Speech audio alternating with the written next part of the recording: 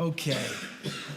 Title of our talk today, 5 ways to win at work and get a raise. Come on, somebody. Eventually. Depends how I feel. No, I wanted to do this conversation and this episode because of 2 reasons. I think this can be helpful to people who are up and coming leaders or who work in an environment. Everybody has bosses, even if they're leaders.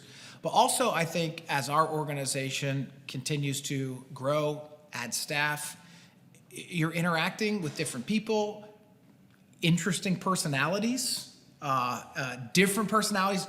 We got to know how to win at work and interact with each other well. And so I think this talk's going to help us. So I want to point out something, how to lose at work right away. Okay, Matt is at the table. He's wearing a Dallas Cowboys hat. So just lost a percentage off of his yearly raise. And then there's Julio, who represents our great nation. He's taking Matt's percentage. So, okay, 5 ways to win at work. I'll give you 5 things. We'll talk about it a little bit. Here's the first one. This one's pretty simple. Everybody can do this. It's very practical. Just get there early. And sometimes, when it's necessary, stay late. And I'm not suggesting that you should stay late all the time or have no sort of relationship or life outside of work, but if you're always the last one there and the first one to leave, you're not going to be liked, you're not going to be trusted, and your boss is going to be irritated. And I just think it shows something about your personality and your personhood if when you walk in the room, there is not an expectation that you're going to be late. They are surprised when you are late or even on time. And I just think that that's a great value that's missing. Now, in our culture, we have plenty of work from home scenarios. In our culture, it's a pretty relaxed environment. But at the same time, I still think it shows a level of respect and honor when you're at the table and you're on time, or you're communicating, hey, I'm still in this meeting. I think this is undervalued. I'm still in this meeting. I'm finishing this. I'll be down in 5 minutes. Simple communication, I think it raises the level of honor and respect that you receive. And one of our workplace values is we overcome by over communication. It's not about being late. It's the personification of you're the late person. And so you want to win at work, get there early, sometimes stay late. In other words, go above and beyond. Don't always be the first person gone. It communicates, and it's not all the time. Sometimes you deserve to go. Sometimes, okay, you've worked, you've done your thing. But if you're always the first person out, that becomes your reputation. And quietly or in sub-circles, because there's always sub-circles in workplaces, people talk about you. And that's the bottom line. All right, here's number 2. If you want to win at work, you got to embody the organizational values. Wear them, embody them. Why would you work somewhere if you hate the value system?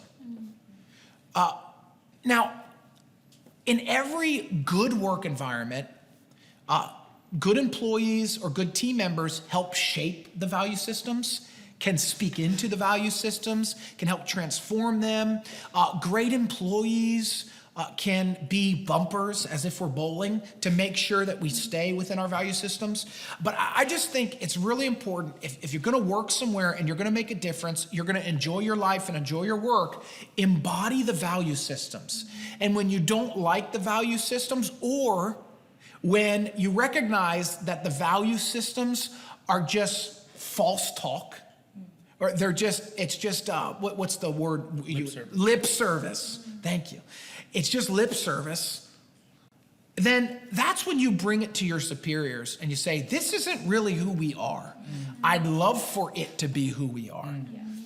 And then, of course, in a good organization, those leaders, those employers are going to work to make some of those changes. However, I think you got to embody organizational values. What does that look like practically? Well, your attitude. Are you constantly moody and attitudinal about things that you don't want to do? You should be doing in your work more things that you want to do than things that you don't want to do. But I think we have this unspoken epidemic in our culture where we think that we should never do things we don't want to do. A small example, okay? In an office structure where you're working with people. Everyone, and I'm bad at this, so let me just confess this because I forget. I got a lot of things on my mind, not an excuse, happy to be reminded. But you can't leave trash out all the time. Okay? Going over, and even taking the trash out in an office environment without somebody asking you. I don't want to be taking the trash out, so to speak. Does that fulfill my purpose? Does that change the world? No, but it contributes to a happy, healthy place. Right. I could get better at that. I think we all could. I'm not advocating for trash taking out for everybody. I am saying, though, is how to win at work is we have good attitudes, and sometimes we just do stuff that we don't want to do or that are inconveniences to help embody the organizational culture and atmosphere. That's good. Don't be a life sucker, life stealer, culture killer. I mean, obviously every organization has different cultural values. I'm not going to go through all of our cultural values. I did share one, right? We overcome by over-communication.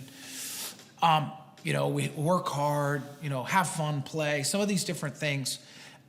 But don't be a culture sucker and killer. When we are doing something that is enjoyable, and I get this because everybody has different personalities. It's not always everybody's favorite. We used to have this time, okay, before our meetings. We would call it chummy time. Chummy time. Matt created this. Matt needed to goof around and laugh before he could get his mindset into productive thinking. We're still working on getting him into productive thinking. But honestly, it was helpful for him and helpful for some others. So we allowed a period of, I don't want chummy time. I want work time, and I want to chum through the work. But there's just certain areas where you bend to help others so that they can produce. That's good. Gotta embody organizational values. We work hard. You gotta be passionate. Please, you want to win at work? Don't say it can't be done. As an employer, as a leader, and you leading people, if you're constantly hearing it can't be done, it angers you. It irritates you. Find another way or find something better. Don't say it can't be done. I want to make this statement. This is very important. It's not what you do, it's how you do it. You could be excellent at your job, but you do it and you're a jerk. I would more prefer lower quality, better attitude than higher quality, poor attitude. Any day of the week. I'm not saying you shouldn't improve. I'm not saying you shouldn't get better. I'm not saying you shouldn't attain and strive for excellence. But it's not really, to win at work, what employers are looking at, what leaders are looking at, it's not as much what you do, it's how you do it. If you're not embodying the culture and the organizational values, if people don't like you, I mean, some people never will like you, okay? But I'm just saying, if people, if the continual reputation is that you're miserable and they don't want to deal with you, they walk on eggshells with you, it doesn't matter how good you are. because it's really not about that. It's about long-term longevity, health, joy, peace, values, not about what you do. It's how you do it. Here's the last thing. Here's a favorite statement of mine that I hear from people. And it's the 3 T's, okay? It's when someone says, okay, how can we accomplish this today, together, and in a timely way? The 3 T's. I love to hear that. Okay, this is going to be challenging. This is going to be difficult. This is going to be, this is going to be really hard to do. We might have to pivot. We might have to, okay, but how can we accomplish this today, together, and in a timely way? That makes my heart and my soul and my spirit and my inners, right? It makes me happy. And I bet you if the people you lead hear that, it makes you happy too, and it makes you want to promote those people. Number 3. So we had get there early, sometimes stay late. Number 2, embody the organizational values. Number 3, always be willing to assist, and then in parentheses, not enable a coworker. Some people are so caring and so service-oriented, they're a servant, that they'll pick up the slack on people to a point where it enables them. That's not healthy. I was a chief enable me person in school. I always advocated for group projects. Now, granted, I did my part because I would stand up there and make the presentation, but I made sure everybody did their, I didn't do a lot of the research or the work, okay? This is why probably I sit in this seat and not in that seat. I would probably make everybody mad. I want to be a good employee, I do. However, all that to say, right?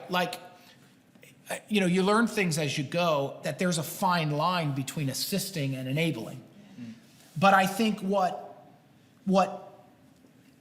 helps us is, let me say it like this. It's about team first, not task first. Team first, not task first. Everybody's got tasks. Everybody's got stuff to do. And you have your own stuff that's on your plate. And of course, you don't want your stuff to suffer, no doubt. But if you recognize that there's something greater at play and your task gets accomplished slower or even takes a back seat so that the team can advance, and that means you assisting somebody else, again, not all the time. I'm not saying you should be doing 10 other things or everybody else's job. I'm just saying there are moments where you jump in and you be a team player, where you throw out your task, or you secondary that, and it's team first. That is how you win at work. And that is what makes organizations great.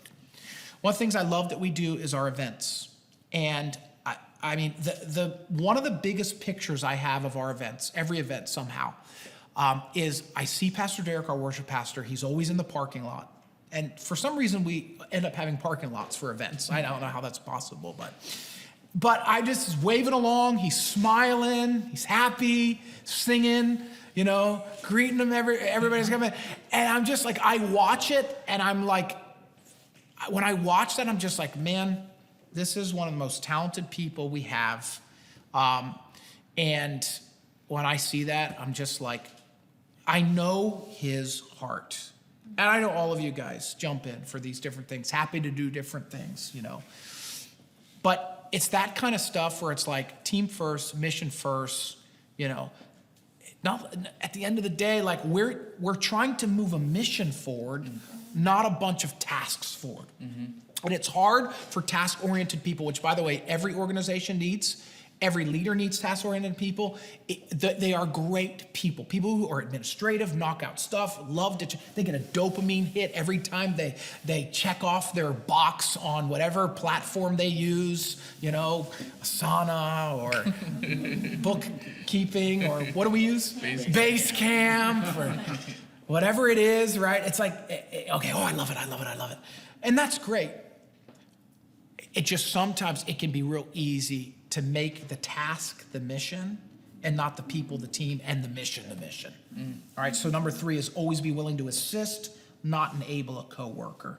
Number 4, treat everyone with dignity and respect. You want to win at work? Treat everybody with dignity and respect. Now, I want to say this. You're going to have conflicts in the office. You're going to have conflicts with others. And honestly, I think it's healthy. I think it's good. You should be fighting with people. Not all the time. Every family has infighting. And every great workplace is going to have competitive people. It's going to have people trying to win, trying to advance. And if there's not ever any tension or friction, I mean, I don't know. It's probably too easy. So I don't want to ever create the in my communication that like, man, we should never be fighting. Everything should be sunflowers and rainbows and happy and all this kind of stuff. Like, no, you're going to upset people. You're going to disagree with people. It's really how you fight. As I've gotten older, I understand that sometimes what I'm fighting about maybe needs to change. That's a maturity thing. That's an age thing, or maybe some people are more wise at a younger age, for sure. All I'm saying is you're going to have conflicts, but in the midst of that, you should still be treating people with dignity and respect. And I have failed in this area at times. No, like without question. I don't want to fail regularly, and you will fail sometimes. But the key is the overarching theme, the history of your years in an organization. Is it full of providing dignity and respect? And you'll know that because people will have dignity for you and respect for you. And as you're leading, okay, when people don't have dignity and respect for one another, there should be consequences. One of the challenging things as a leader is not everybody sees the behind the scenes consequences that are invoked. So it takes a lot of trust to trust the leaders, those who are over those people, when they don't perform well, when they are jerks, when they don't provide respect. You have to trust that there are consequences taking place.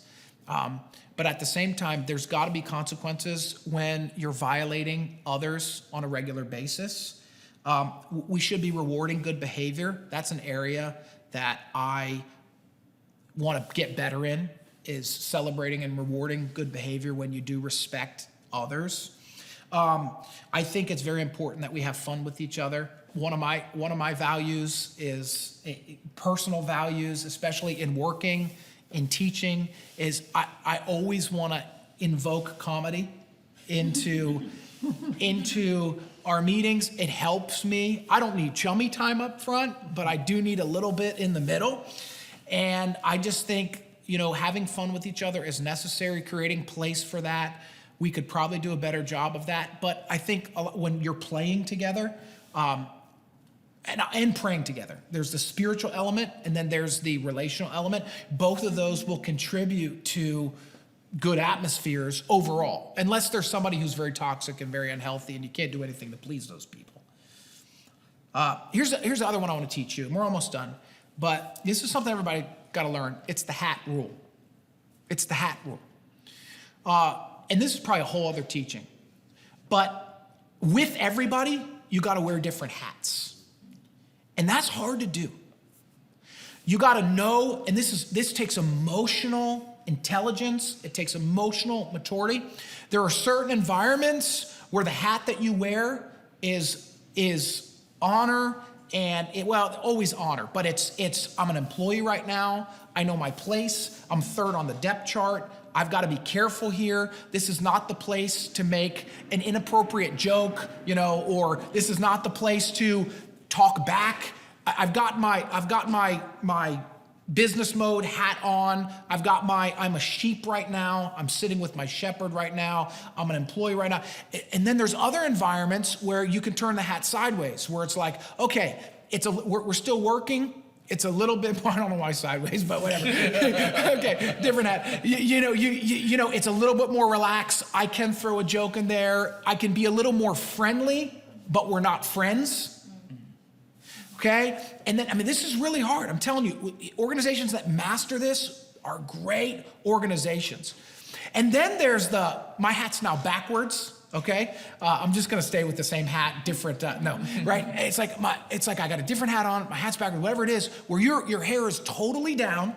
Okay, where you can almost function friend-like, but still, particularly with your leader, there is still a line that you can't cross, and it's a unique tension.